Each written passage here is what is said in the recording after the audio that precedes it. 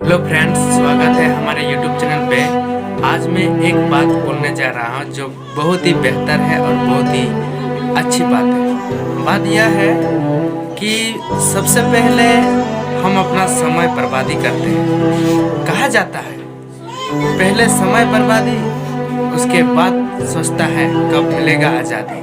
पहले तो आप गुलाब बन के रह गए किसी भी गलत काम में, गलत विचार में, गलत कुछ भी, अगर ऐसा गलत जो है जिस कारण से आपका समय बर्बादी हो गया।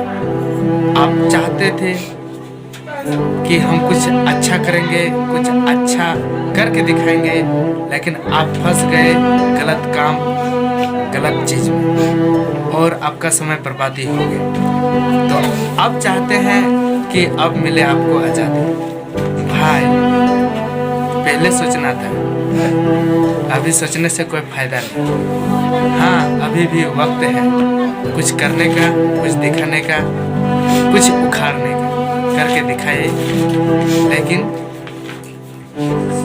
आप अपना टाइम को वैल्यू दीजिए और अपना रास्ता को अच्छा से चुनिए और आगे चलने की कोशिश कीजिए। आज का बात कैसा लगा आप लोगों को? ठीक है, मिलते हैं नेक्स्ट वीडियो। जोहार।